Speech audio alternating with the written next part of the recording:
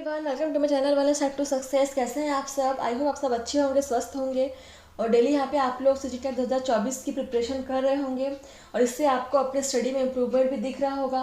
तो आप इसी प्रकार से हमारे साथ बने रहिए फ्रेंड्स और डेली क्लास अटेंड करते रहिए, ठीक है। चलिए देखते हैं आज का जो सब्जेक्ट है वो है बाल विकास एवं शिक्षण शास्त्र का एक और क्लास लेकर आए हैं हम लोग यहाँ पे आप लोग के लिए। चलिए स्टार्ट करते हैं आज का सेशन। तो पहला क्वेश्चन आप देख सकते हैं यहाँ पे 425, अभियोग्यता वर्तमान दशा है जो व्यक्ति की भविष्य की क्षमताओं की ओर संकेत करती है। तो यह परिभाषा किसने दी थी? तो फ्रेंड्स देखिए यहाँ पे पहला क्वेश्चन ही आपका जो है वो परिभाषा से है।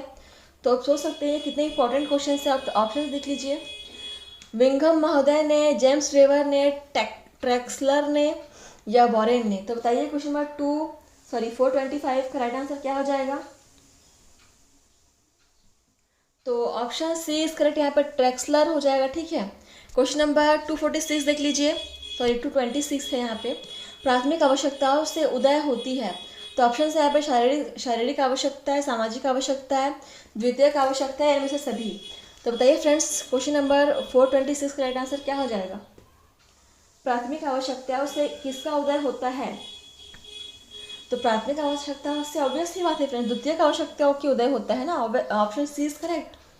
नेक्स्ट क्वेश्चन नंबर 427 देख लीजिए, अधिगम की सफलता का मुख्य आधार माना जाता है। तो ऑप्शन से दंड व आरोप, पुरस्कार व प्रशंसा, लक्ष्य प्राप्ति की उत्कृष्ट इच्छा, अधिकारी बनने की इच्छा। तो बताइए फ्रेंड्स अधिगम की सफलता का मुख्य आधार क्या होगा? तो ऑप्शंस देख लीजिए, बताइए क्या होगा। तो फ्रेंड्स यहाँ पे अधिगम की सफलता का जो मुख्य आधार है वो हो जाएगा लक्ष्य प्राप्ति की उत्कृष्ट इच्छा हो जाएगा, ठीक है ना। तो यहाँ पे दंड व आरोप होगा और पुरस्कार और प्रशंसा भी नहीं होगा और अधिकारी बनने की इच्छा तो ये तो बिल्कुल हो ही नहीं सकता है। ऐसा कुछ नहीं है कि आप अधिकारी बनने के लिए आप अधिगम करते हो, ठीक है। क्वेश्चन नंबर 428 देखते हैं। नेक्स्ट क्वेश्चन, निम्न में से जो बालक के लिए प्रेरक नहीं है वह क्या है, वह बताना है आपको फ्रेंड्स। तो ऑप्शन है यहाँ पे उच्च पद, सम्मान, कुसंग या रुचि। तो बालक के लिए प्रेरक नहीं है वह क्या है? तो 28 का राइट आंसर क्या होगा फ्रेंड्स? तो ये बहुत इजी क्वेश्चन है, आप लोग को दिख ही रहा होगा यहाँ पे। तो कुसंग कभी भी प्रेरक नहीं होता बालक के लिए, ठीक है। Option C is correct. Question number 429 देख लीजिए, ऐसे प्रेरक जो विभिन्न व्यक्तियों की विभिन्न परिस्थितियों में पलने के कारण विकसित होते हैं वे कहलाते हैं। तो ऑप्शन से यहाँ पे सामाजिक प्रेरक, जन्मजात प्रेरक, व्यक्तिगत प्रेरक या इनमें से कोई नहीं। तो बताइए क्वेश्चन नंबर 429 का राइट आंसर क्या होगा? व्यक्तियों में विभिन्न परिस्थितियों में पलने के कारण विकसित होते हैं, विभिन्न व्यक्तियों में। तो ये व्यक्तिगत प्रेरक होंगे, option C is correct. Question number 430 देख लीजिए, निम्न में से जिसमें अभिप्रेरणा योगदान नहीं करती वह है। तो अभिप्रेरणा योगदान नहीं करती वो क्या है फ्रेंड्स? क्वेश्चन नंबर 430 ऑप्शन से चरित्र निर्माण, उचित शिक्षा, अनुशासन या कुशासन। तो यहाँ पे कुशासन में ही अभिप्रेरणा योगदान नहीं करेगी, ठीक है। तो ऑप्शन डी इज करेक्ट यहाँ पे। क्वेश्चन नंबर आप 431 देख लीजिए, अभिप्रेरणा को प्रभावित करने वाले कारक हैं। ऑप्शन से यहाँ पे आवश्यकताएं, आकांक्षा स्तर एवं रुचि, संवेगात्मक स्थिति या इनमें से सभी। तो बताइए फ्रेंड्स 431 का राइट आंसर क्या हो जाएगा?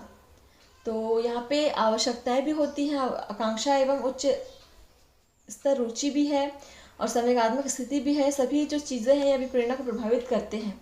तो ऑप्शन डी यहाँ पे करेक्ट हो जाएगा फ्रेंड्स, इनमें से सभी हो जाएगा। क्वेश्चन नंबर 432 देख लीजिए, अभिप्रेरित व्यवहार की विशेषताएं हैं, ठीक है। तो देखिए यहाँ पे क्या है ऑप्शंस, उत्सुकता एवं निस्तरता, शक्ति का संचालन, क्रिया केंद्रित प्रक्रिया, आवश्यकता की पूर्ति। तो बताइए फ्रेंड्स 432 का राइट आंसर क्या हो जाएगा? अभिप्रेरित व्यवहार की विशेषताएं हैं यहाँ पे आवश्यकता की पूर्ति, ऑप्शन डी इज करेक्ट, ठीक है। 433 देखते हैं यहाँ पे क्वेश्चन नंबर, शिक्षा का कार्य है। तो क्या है फ्रेंड्स? ऑप्शन देख लीजिए, अर्जित रुचियों को स्वाभाविक बनाना, जन्मजात रुचियों को बदलना, जन्मजात व अर्जित रुचियों को अलग करना या जन्मजात व अर्जित रुचियों को मिलाना। तो शिक्षा का कार्य क्या है इनमें से बताइए। क्वेश्चन नंबर 433, अर्जित रुचियों को स्वाभाविक बनाना ही तो कार्य शिक्षा का, ऑप्शन ए इज करेक्ट, है ना। नेक्स्ट क्वेश्चन नंबर 434 देख लीजिए, प्रेरकों के वर्गों से नहीं है। तो ऑप्शन है यहाँ पे सामाजिक प्रेरक, अर्जित प्रेरक, विद्यालयी प्रेरक, जन्मजात प्रेरक। तो इनमें से ऐसा कौन सा कारक है जो प्रेरक वर्ग का नहीं है? 434 का देख लीजिए आंसर क्या होगा। सामाजिक प्रेरक आप लोगों ने सुना ही होगा फ्रेंड्स, ठीक है।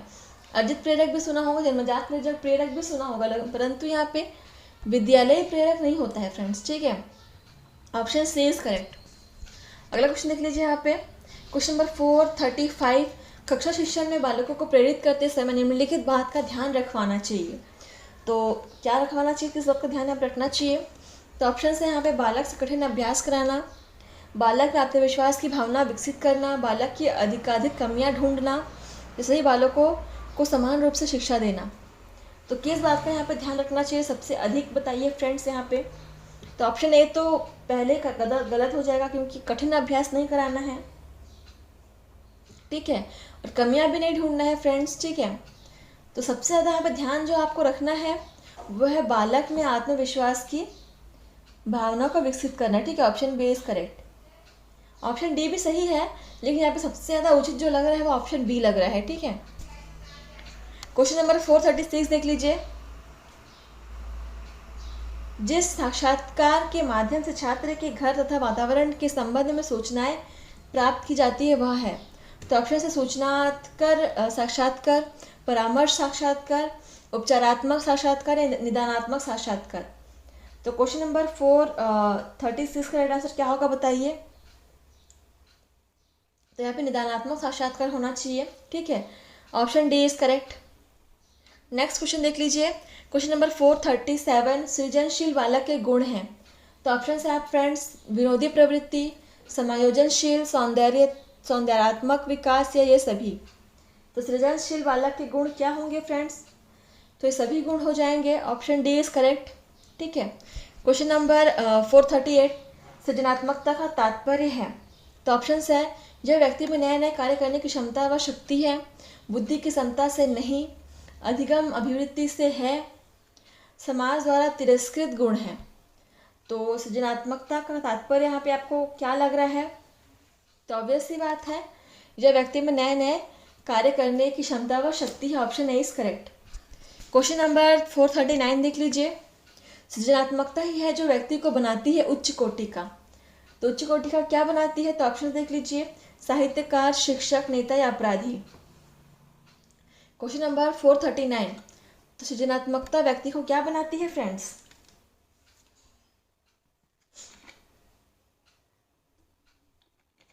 Question number 439 right answer is option A, साहित्यकार बनाती है, उच्च कोटि का साहित्यकार, ठीक है। क्वेश्चन नंबर 440 देख लीजिए। यहाँ पे निम्नलिखित में से कौन सा सिद्धांत सृजनात्मकता के बारे में नहीं है? तो ऑप्शन है प्रतिष्ठावाद, सहचार्यवाद, समग्रवाद या मनोविश्लेषणवाद। तो बताइए फ्रेंड्स, क्वेश्चन नंबर 440 का राइट आंसर क्या हो जाएगा? तो सृजनात्मकता के बारे में कौन सा नहीं है सिद्धांत?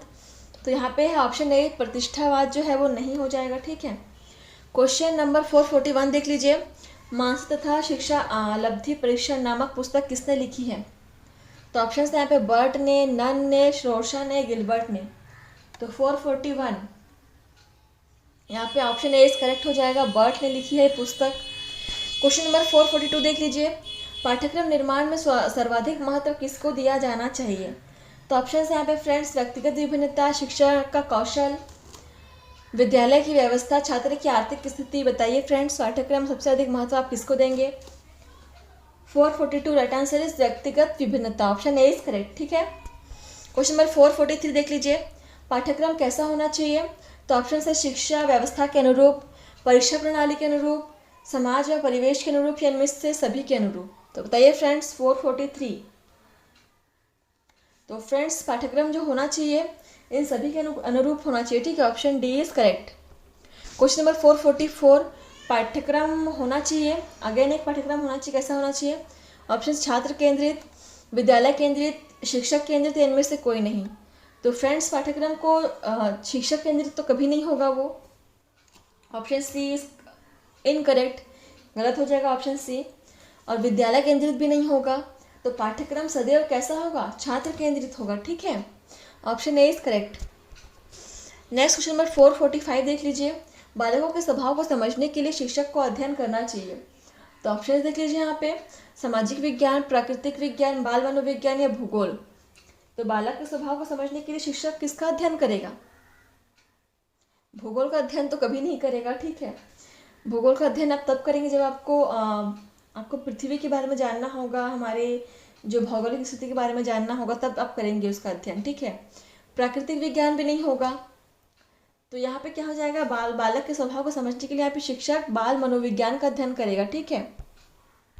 तो ऑप्शन सी इज करेक्ट, बाल मनोविज्ञान। क्वेश्चन नंबर 446 देख लीजिए। व्यक्ति अपना संतुलन स्थापित करने में समर्थ होता है। तो ऑप्शन है, उद्देश्यों में परिवर्तन करके, विश्लेषण में निर्णय करके, बाधाओं के समाधान के द्वारा, या इनमें से कोई नहीं। तो 446 राइट आंसर क्या हो जाएगा? विश्लेषण और निर्णय करके, ऑप्शन बी इज करेक्ट, ठीक है। क्वेश्चन नंबर 447 देख लीजिए। छात्रों को अपना अधिकतम विकास करने में सहायता देने के लिए किसकी आवश्यकता है? तो ऑप्शन देख लीजिए यहाँ पे, समायोजन की आवश्यकता पड़ती है, निर्देशन की आवश्यकता पड़ती है, परामर्श की आवश्यकता पड़ती है, या उपयुक्त में से कोई नहीं। तो 447 छात्रों को अपना अधिकतम विकास करने में सहायता देने के लिए उन्हें किसकी आवश्यकता पड़ती है? परामर्श की आवश्यकता पड़ती है, ठीक है। क्वेश्चन नंबर 448 देख लीजिए। सामाजिक व्यक्तियों के लिए जीव का व्यवहार ग्राह्य एवं अग्राह्य हो जाता है, जिसे समायोजन एवं को समायोजन की संज्ञा दी जाती है। जीव के व्यवहार का परिक्षेत्र समाजीय नियम, स्तर, आदतें और रूढ़ियों एवं व्यवहार के विभिन्न तरीकों से लगाया जाता है। यह कथन किसका है? तो कथन वाला क्वेश्चन है फ्रेंड्स, पढ़ लीजिए क्या होगा राइट आंसर। ऑप्शन है यहाँ पे, बर्नार्ड एवं फुलमर का, जोन्स का, गैसा फेयर व हिवरी का, असामान्य बालकों के लिए। तो फ्रेंड्स आप लोग डेली आप सेशन अटेंड कीजिए, ठीक है। हम आपके लिए यहाँ पे अलग अलग पैटर्न के आपके क्वेश्चंस प्रोवाइड करा रहे हैं। आप डेली प्रैक्टिस कीजिए, ऐसे आपको फ़ायदा होगा। आप देखेंगे बाद में जब आपका एग्ज़ाम हो जाएगा तब आपको लगेगा कि आपका प्रैक्टिस का ही ये परिणाम था जो आपका एग्ज़ाम इतना अच्छा गया है। आपको ज़रूर आपको इस बात का एहसास होगा। तो question number 448 right answer is option C, गैसा फेयर एवं हिवरी का, ठीक है। कथन था ऑप्शन नंबर 449। आज का लास्ट क्वेश्चन है, सुधारात्मक शिक्षण उपयोगी है। तो ऑप्शन है यहाँ पे, अभिभावकों के लिए, अध्यापकों के लिए, सामान्य बालकों के लिए या असामान्य बालकों के लिए। तो राइट आंसर क्या हो जाएगा यहाँ पे 449 का? तो सुधारात्मक शिक्षा जो उपयोगी होती है वह असामान्य बालकों के लिए होती है। ऑप्शन डी इज करेक्ट, ठीक है फ्रेंड्स। तो इस प्रकार से आपका सेशन आज यहीं पे समाप्त होता है। तो आप हमें कमेंट करके बता सकते हैं आपको सेशन कैसा लग रहा है, आपको कुछ प्रॉब्लम आ रही है, कुछ क्वेश्चंस आपको पूछने हैं, तो आप हमें बिल्कुल यहाँ पे कमेंट सेशन पर जाकर आपको कमेंट करके आप बता सकते हैं यहाँ पे। और हमारे चैनल पे आप जाके देखिए, आपको अलग अलग प्लेलिस्ट मिल जाएंगे अलग अलग सब्जेक्ट्स पर।